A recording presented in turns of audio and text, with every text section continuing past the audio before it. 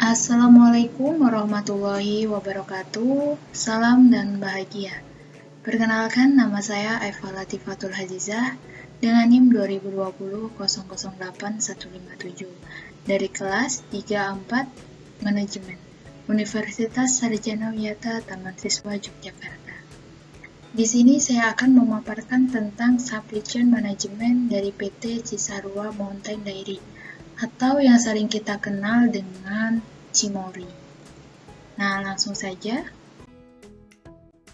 Sebelum kita memasuki pembahasan, di sini kita harus mengetahui dulu profil perusahaan dari PT Cisarua Mountain Dairy atau Cimory. Nah, PT ini didirikan oleh Bambang Sutantio pada tahun 2004. Berawal dari keinginan pendiri untuk membantu peternak sapi perah dari daerah Cisarua, Bogor. Kemudian harga susu segar yang saat itu masih rendah, kurang tidak mendukung kesejahteraan hidup peternak. Dari itu, Bambang Sutantio terinspirasi dari kondisi tersebut. Bahkan, langsung mendirikan PT pengelolaan untuk menampung susu segar yang dihasilkan oleh para peternak dengan nama PT Cisarua Mountain Dairy atau yang sering dikenal dengan PT Cimory. Di samping itu, pendiri juga menjalin kerjasama dengan Koperasi Produsen Susu atau KPS Giritani. Kemudian, Cimory menetapkan standar susu sebagai bahan baku demi menjaga kualitas produk. Inilah yang membuat peternak terpacu untuk menerapkan good farming practices demi untuk memenuhi kriteria industri. Demi meningkatkan kesejahteraan hidup peternak, Cimory ini berani membayar susu segar dengan harga yang lebih tinggi. Susu adalah salah satu bahan pangan yang sangat berprotein tinggi dengan kandungan sebagai nutrisi yang diperlukan oleh tubuh kita. Nah, Cimory ini berkembang sebagai industri yang fokus terhadap pengolahan susu dengan menerapkan teknologi yang memberikan nilai tambah pada suatu produk. Sejak awal 2006, Cimory ini memproduksi susu penturasi yang mengembangkan produk turunan yang susunya seperti yogurt drink, set yogurt, dan keju. Kemudian varian rasa yang disajikan Cimory ini dibuat untuk memenuhi beragam pilihan konsumennya.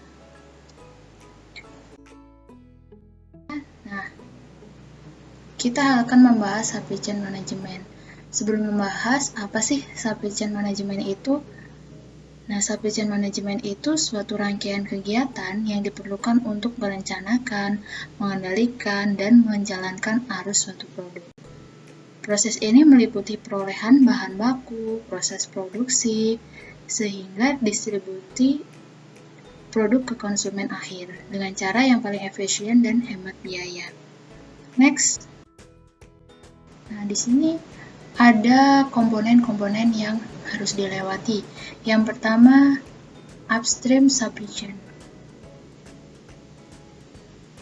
Yang berarti rangkaian kegiatan ini diperlukan untuk merencanakan, mengendalikan, serta menjalankan arus suatu produknya. Kemudian meliputi proses pengolahan bahan bakunya, proses produksi, sehingga distribusi ke konsumen akhir dengan cara yang paling efisien dan hemat biaya. Kemudian komponen yang kedua yaitu internal supply chain, yang berarti bagian mencakup suatu proses yang digunakan oleh organisasi dalam mengubah suatu input yang dikirim oleh supplier menjadi output. Kemudian melalui waktu material tersebut masuk pada perusahaan sampai pada produk tersebut didistribusikan keluar perusahaan tersebut.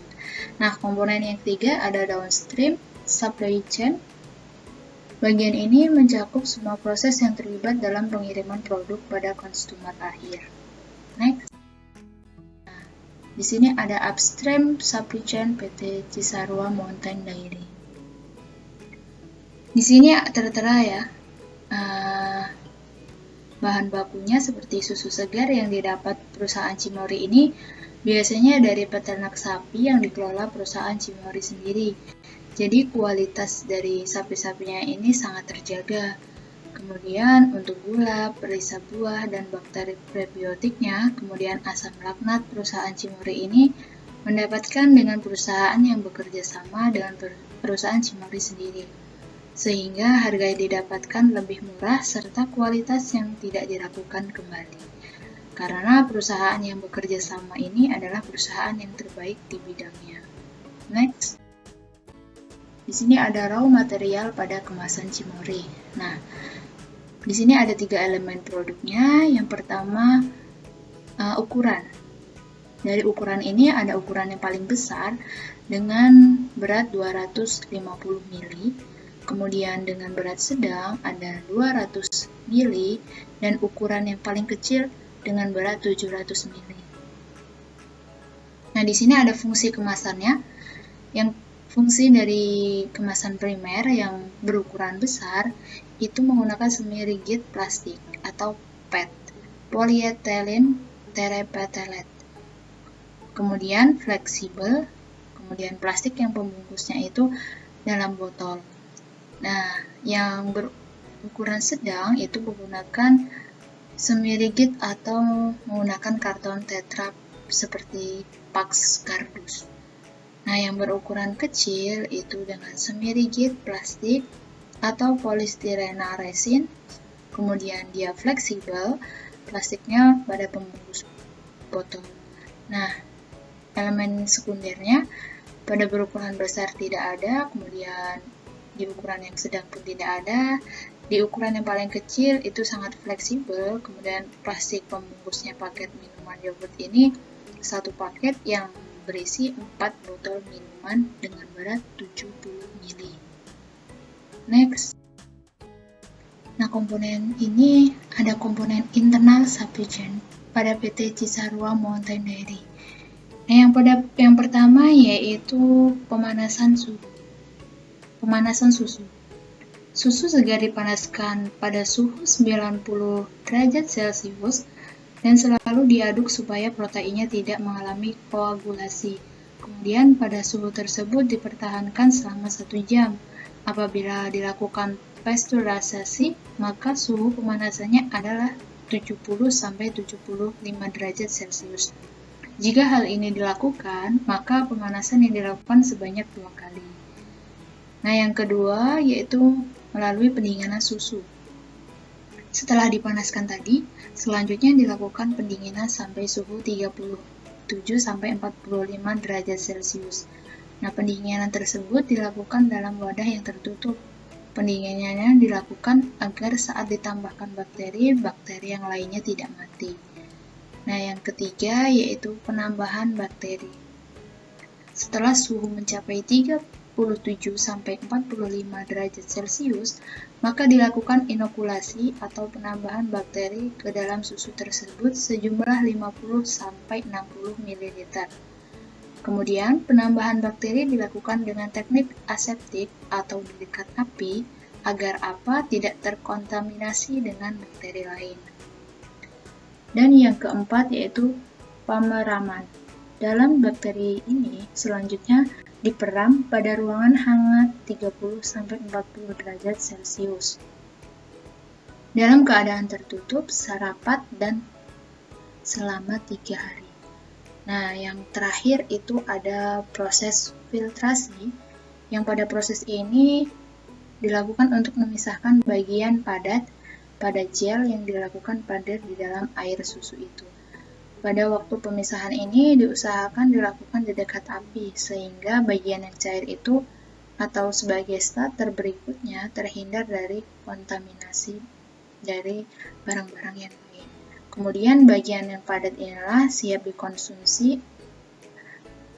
Kemudian bagian yang cair berisi bakteri Lactobacillus sp yang dapat digunakan untuk menginokulasi susu yang segar.